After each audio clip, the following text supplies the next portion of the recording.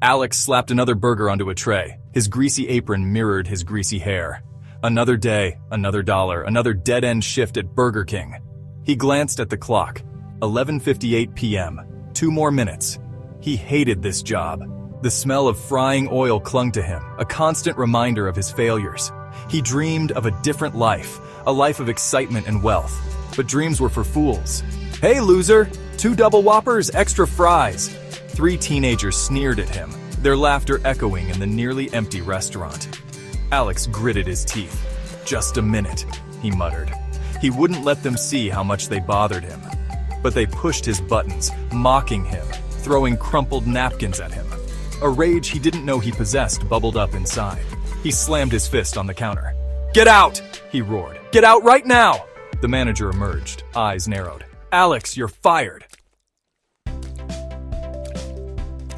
Unemployment checks were hardly the answer to his financial woes. Desperation gnawed at him. Walking home one evening, he noticed a delivery truck parked with the keys still dangling in the ignition. An idea, dark and tempting, whispered in his mind. He glanced around. Nobody in sight. He slid into the driver's seat, his heart pounding. He drove off into the night, a strange mix of fear and exhilaration coursing through him. He sold the stolen goods quickly, his pockets suddenly heavier than they'd ever been. The thrill of it, the easy money, it was intoxicating. He was good at this. Better than flipping burgers, that's for sure. He started small, petty theft, a few car break-ins. Each successful heist fueled his confidence, pushing him further down a dangerous path. He found a network of other criminals, people who lived in the shadows, operating outside the law. He had found his people.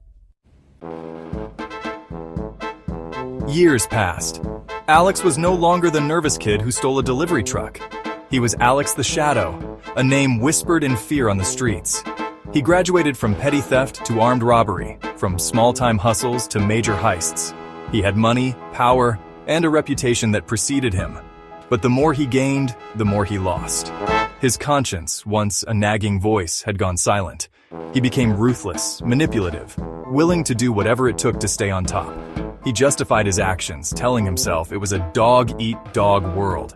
He surrounded himself with people he thought he could trust, but loyalty was a fickle thing in his world. He knew they envied him, feared him. He pushed them away, isolating himself in his fortress of money and ill-gotten gains. The sirens were deafening. Red and blue lights pulsed in the darkness, reflecting off the faces of the armed officers surrounding his hideout. He hadn't even had time to grab his gun. His reign was over.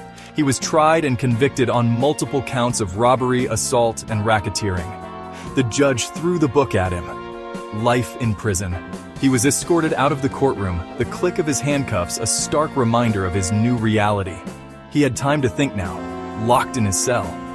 Time to confront the wreckage of his life. His dreams of wealth had come true, but at what cost?